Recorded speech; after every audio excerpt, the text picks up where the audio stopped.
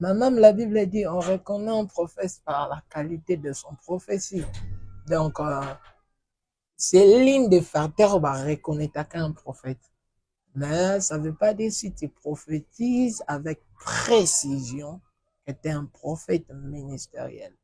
C'est là où qui cause un peu la zizophrenie dans l'église aujourd'hui. Okay. Tout le monde qui reçoit la grâce prophétique plutôt, il se dit que je suis prophète ou je suis ministre. Or, la constitution de l'église, la chose qui nous garde, que tout est hors de frontières, il y a péché, hors il y a frontières, il y a christianisme, c'est les Écritures. Donc, son moni prophète Morobo, a une église nabino. Il n'a pas prêché. Il a lu seulement les Écritures, Rabano prophétisé. Ça démontre malamment qu'il n'est pas ministre. Il est de la grâce prophétique. Bateau, la plupart au bazar charlatan et à prophétie. Sur l'année bango bien. Bayeli prophétie, mais bayeli ne business à prophétie. Business pourquoi? Parce que lorsqu'il prophétise, il sait qu'il sera rémunéré non par Dieu, mais par la personne en face de lui. Papa. Soko simbi awa na oya. Comment siko bino bokomo pesa biso ba rendez-vous en journée prophétique? Soki même si le ko lobeza te encore yo tiango journée prophétique, il faut lobakaka. Ils a vraiment ni o tie jour na yo o beta babiloko no ka batu pe bakumisaka. Tango lobi boye Ézéchiel a prophétisé pourquoi? Mais c'est que pourquoi les autres monde en côté journée noire no tia batu bazwa peka prophétie. Yundo komi nzambe a commencé la oyo lingi.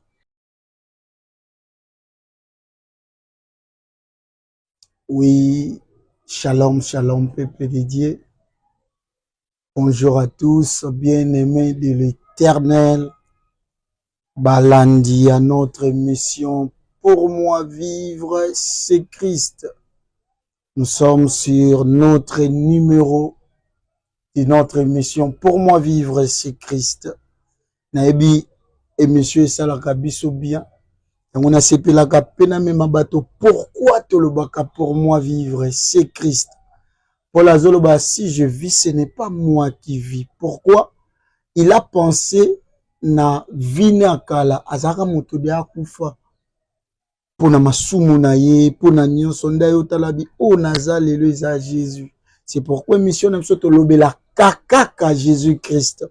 Et mission to kumisaka kaka misala ya Yesu Masia na Golgotha. C'est pourquoi na émission na biso lelo naza vraiment nga mon côté na surprise na yambeli biso invité ou partager na ye sur beaucoup de choses.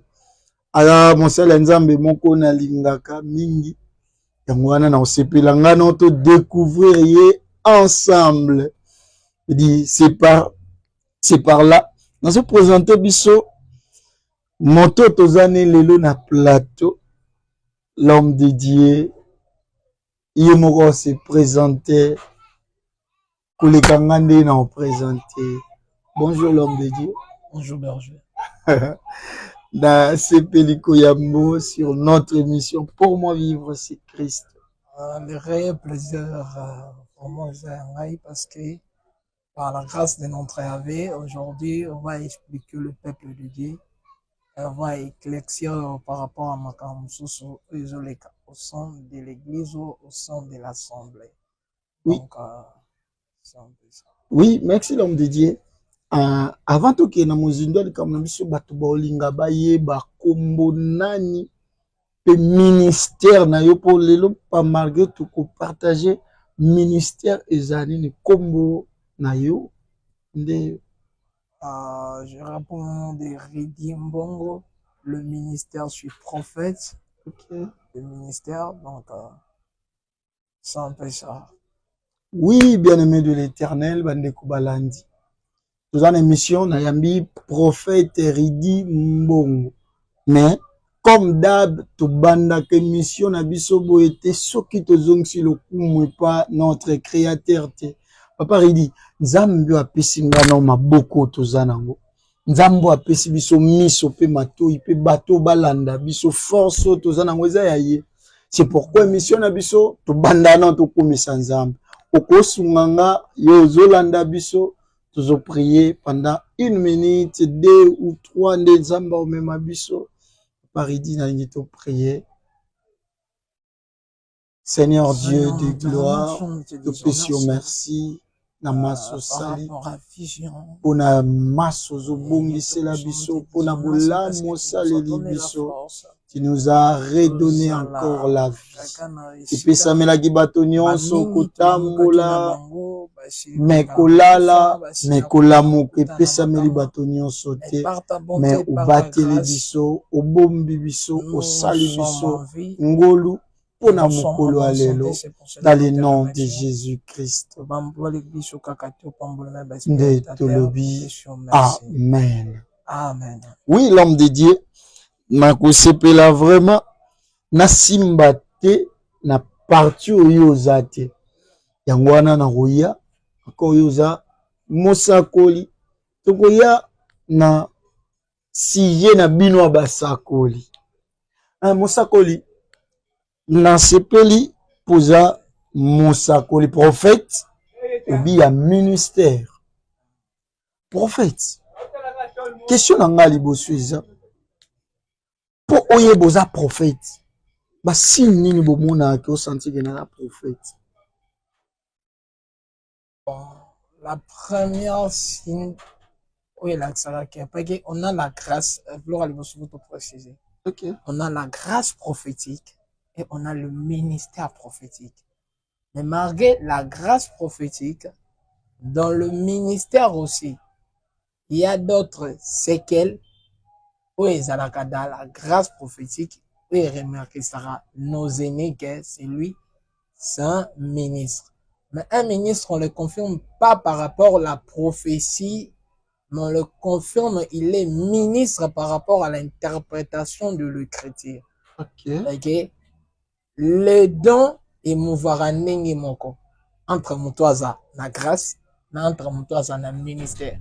À des fois, il a la grâce, mais sa grâce est plus mouvante que mutoaza na ministère. Beaucoup de ça, bon, les bas prophétiser, on dit que les frères, il le prophétise avec précision, mais il n'a pas le ministère, il a seulement la grâce. Mais, et le coup est décortiqué que oyaza ministre. On n'est pas ministre et à grâce, mais on est ministre de la parole. Parce que un prophète, un évangéliste, un diacre, qui que ce soit dans le ministère, te décortique, te défendre le chrétien. Donc la différence entre la grâce et un prophète, la seule chose que il démontre que celui-ci c'est un prophète, c'est lorsqu'il interprète le chrétien. Vraiment, merci beaucoup. Notre prophète. Pour on dirait aujourd'hui, tozoye balisu soutien pour toye bate oyaza prophète ya ministère to oyaza na don ou grâce ya prophétie. Pour ezobat mais prophète ndengo lobi est-ce que oko fongola bien toye ba différence ya moto aza na ministère prophétique na oyaza na don prophétique.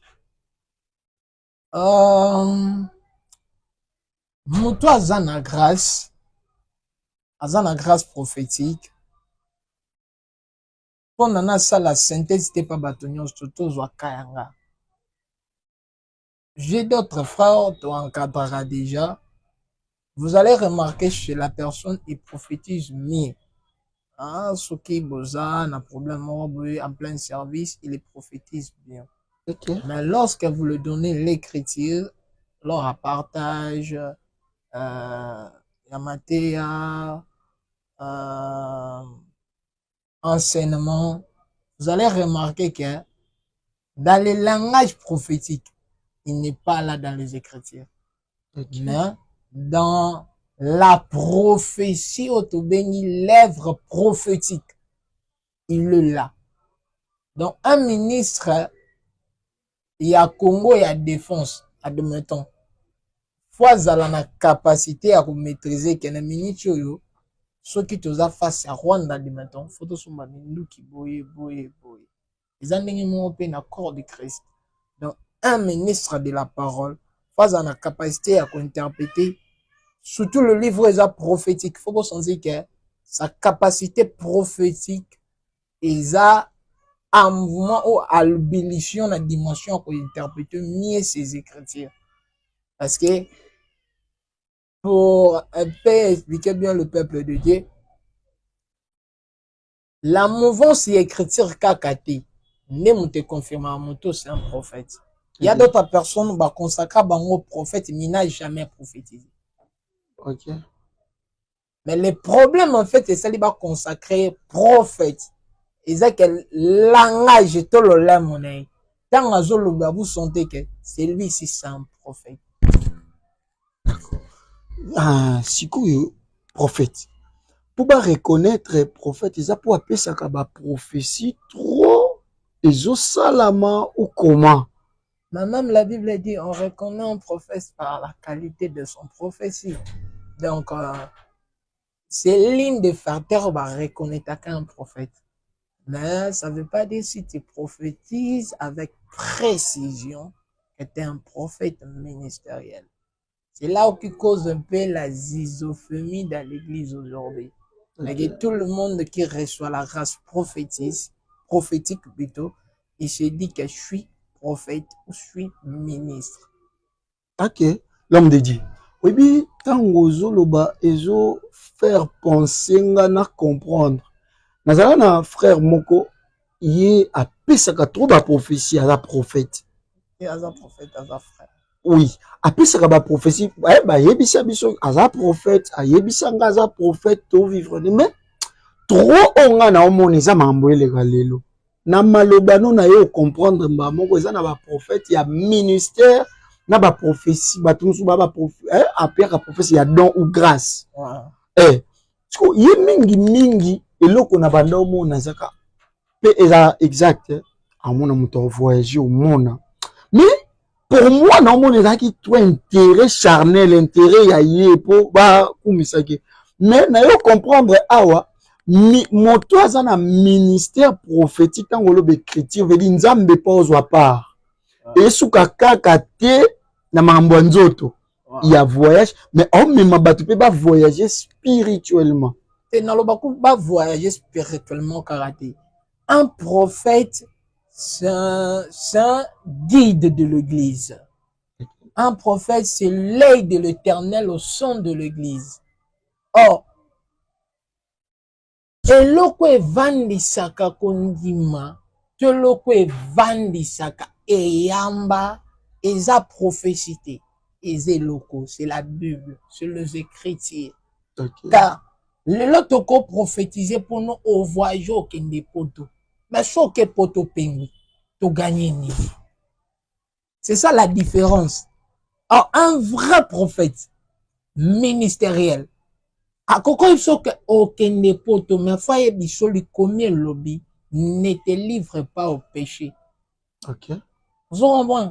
OK. A koko il faut que mon frère non tu seras béni. Moi il faut que peu importe la bénédiction, faut-il qu'elle au pied de l'Éternel.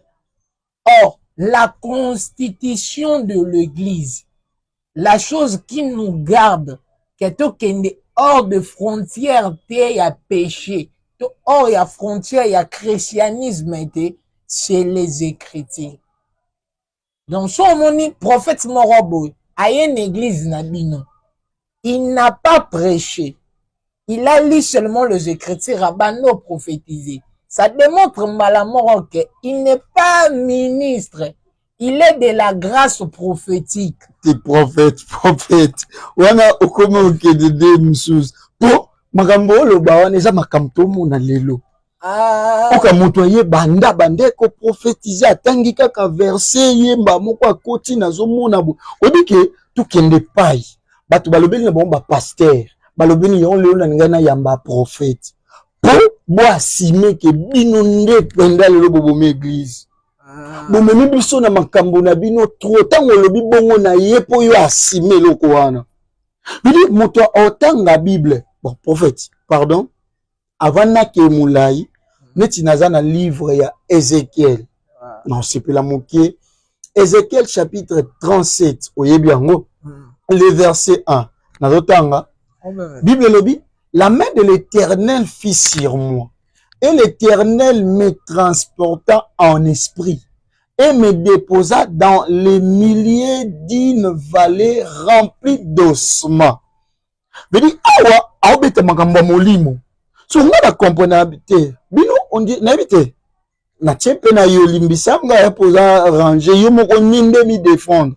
Je dis, bino, soko tangi makambo yo, mba moko ye ko ebisa biso ngo charnel. Ils ont dit, mais ça là, vraiment bon, que olimbole la biso ngo pe bien po, batu ba vanda ndengo lobi za ba prophète, msusu ya ministère, msusu ya ba don. Pourquoi bon dit ma bango bazalaka yo si longtemps que bino bezana bo la biso vérité? Gloire à l'Éternel, parce que c'est lui qui crée le vouloir et le faire. Il est le maître des temps et des circonstances. Amen. Et c'est le moment balobara na lingala le côté à ramang la vérité et zoranango installé. Et le côté zoka sincère. Et là que bomi église lelo, ce n'est pas des prophètes. Mais là que bomi église lelo, ezake mutunion soto alingi apêtre na katia évangile. Ça c'est de un. Or Bible le banabiso la moisson est grande, mais peu d'ouvriers. Ok. Paul azoloba nazo souhaité teke na kati na bino balakisi bazala ebele. Pona nini? Tozwa exemple ya verset Ézéchiel au l'homme de Dieu pesa biso. L'esprit de l'Éternel est transporté notre frère Ézéchiel dans un vallée d'os déchissés. Oui. Or Ézéchiel a banda prophétisé. Ézéchiel a osé l'ordre de l'Éternel. On lui pose la question. Ézéchiel répond. Mais si l'Éternel ne parle pas, Ézéchiel s'était. Les problèmes, en fait, négligent le lot. Si nous sondons les Écritures, nous allons remarquer et tout l'inga qui to kabola na bopete ba vrai na ba faux. Ok. Parce qu'aujourd'hui, dans l'église, on est dans une période, il y a mouvance moura sentiment. Oui. Moutalingi ba épingler péché na été. Malingi ba épingler bonheur na été. Mouto ba prophétiser pour ne peut-être aucun des poteaux sans péché. Na quatre églises, parce que là, c'est surtout que certes, que botambola na kinumba. Aujourd'hui, on voit beaucoup de comédies dans l'église avec la prophétie. Et ils en ont marqué on a. Mouto ba pesa ke monga une église. Ndenge za bando prophétiser pour ne avant na ni na quartier wana ni na avenue wana et bimi précision prophétique. Le lot wana ba miracle moko fastifié au sein de l'église. Aujourd'hui, on a tout le commérage à manière surtout dans notre église par rapport à la prophétie. Bonne année. Bateau yo la plupart au bazar par charlatan et à prophétie. Sur l'année bango bien. Bayeli prophétie, mais bayeli ne business à prophétie. Business pourquoi? Parce que lorsqu'il prophétise, il sait qu'il sera rémunéré non par Dieu, mais par la personne en face de lui. Donc, il cherche premièrement le côté matériaux et physique, l'argent, des voitures, des palissades. Ce sont des choses qui les attirent. Mais vous allez remarquer que ministre parce que lorsqu'on va sonder dans les Écritures, vous allez remarquer leur prophétie et ça accablante c'était namamo écriture relobela biso. Oui, l'homme de Dieu, merci. Bandeko Balandi, j'espère que tous en abino et longo. Pour moi, ma question, tous en avez un mouké autozo, et ça, nazo rappeler notre prophète Ridi. Ridi, asa vraiment clair, na moment nae.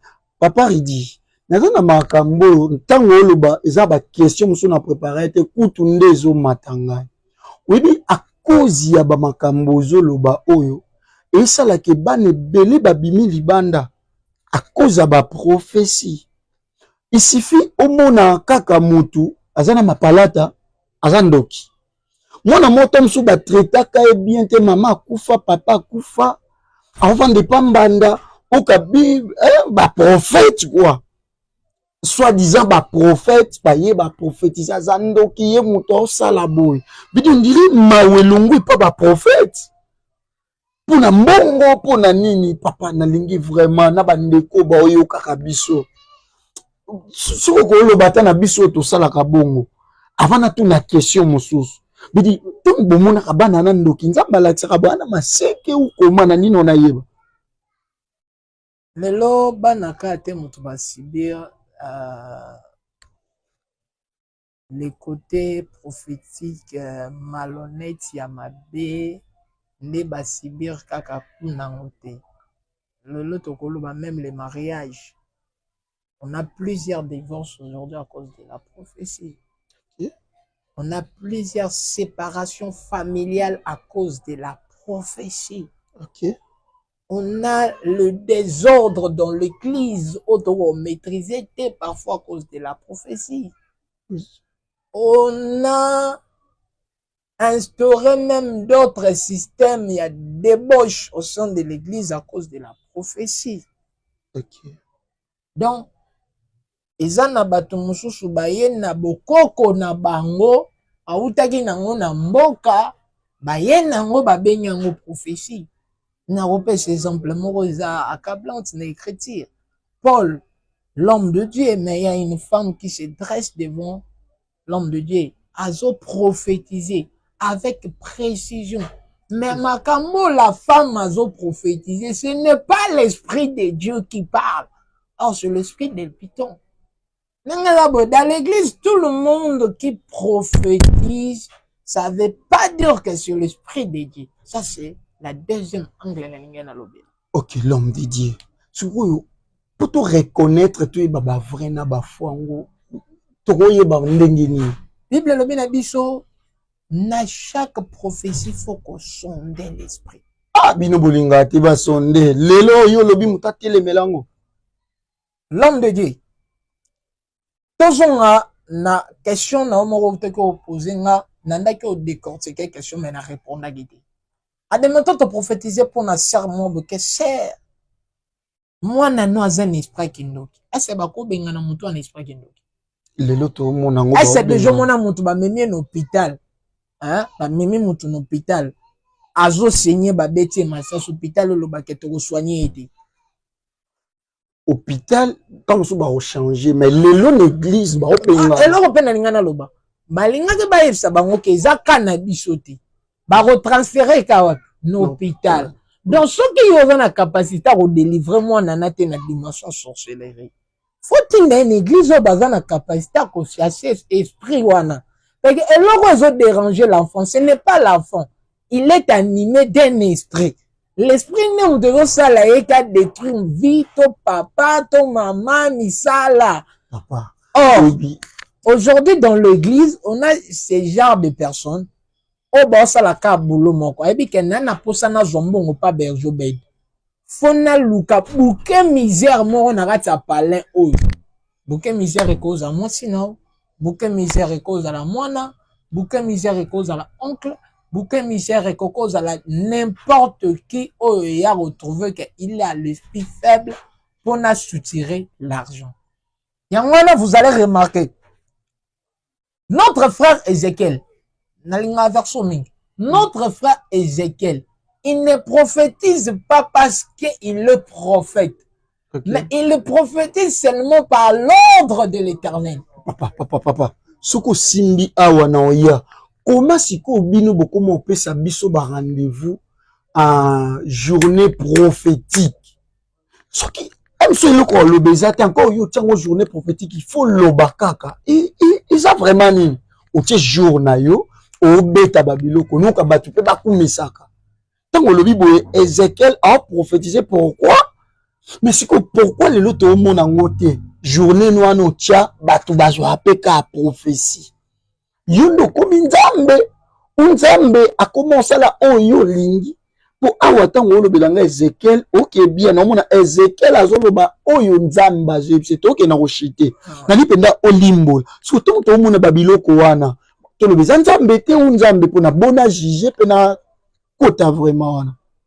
Et ça, la histoire, mon Rob, bien, il y a un prophète, il a ordonné au ciel pendant 3 ans et 6 mois, et pleuvoir thé, et pleuvoir thé. Ok. Et Salama Malamo, Moko. Basili, 3 ans et 6 mois après le défi, la pluie est petite. Et les gens le battent, ceux qui ont tapé si biso rendez-vous.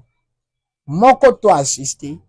Que Zamba akoya assister te akoya ok tout d'un prophète est prophétique tout d'un prophète est prophétique ok parce que Élisée azo senga manteau ya l'homme de Dieu parce qu'il savait que eza porteur ya prophétie mais c'est lamba or Aaron, tout le monde tant le peuple les autres doutaient, les vierges d'Aaron, c'était les bâtons de Moïse au Pandagotambouana. Donc, on va remarquer que les manions surtout prophètes à Salela, ils ont prophétisé. Donc, Moutako a invité Bisson la journée moro prophétique. L'Éternel peut assister. Mais ce que commis pratique moro bonzamba zolinga la faut tambola bon wana to komi sinzambe lo la jouer. Vous melisa bana batu ba mungwa te wana na melisa bana batu mungwa te papa. Il faut tout penser nano nango. Malgré TV Zalakatan, j'aimerais bien que l'autre fois quand on va inviter, on va expliquer d'autres choses, on va amener d'autres éléments qui sont le peuple de Dieu. Parce qu'aujourd'hui, même la prophétie, quand on parle de la prophétie, tu es mis sur rôle la prophétie. Oui. Parce que la prophétie, tout d'abord, bit la prophétie, il faut éclairer. Amen. Deuxième bit, il faut délivrer mon emprise à Zalakina. La troisième ligne des choses, fait me mailler na sali. Vraiment, vraiment, amen. L'homme de Dieu, naïbige, oizamba libosote. Encore toki makana sima tango. Message na suko, ezake bandeko balandi tokanga bit ya prophétie vraiment. Nabike to zasu na rendez-vous mosusu na l'homme de Dieu. Prophète, merci beaucoup. N'éclaircissement surtout na bepenglo pesi na suka. Yango toki makana sima tango bandeko balandi zaki ya biso le berger Obed na yambaki l'homme de Dieu le prophète Ridi nabiki deuxième numéro ezali sur notre émission pour moi vivre c'est Christ otolobite okoiko koma sokolingo benga biso ozape na oyo monique eza yango te nous avons besoin de débattre mais il y a partage au bengi biso na plus 243 89 44 67 927 papa na moni te suki awa o tozaki nango posa vraiment na comprendre belé na moi tamoke to lemba te ko inviter au lisusu merci yango to pesi bino nyonso mbote émission pour moi vivre c'est Christ. Bye bye. Que Dieu nous bénisse. Amen.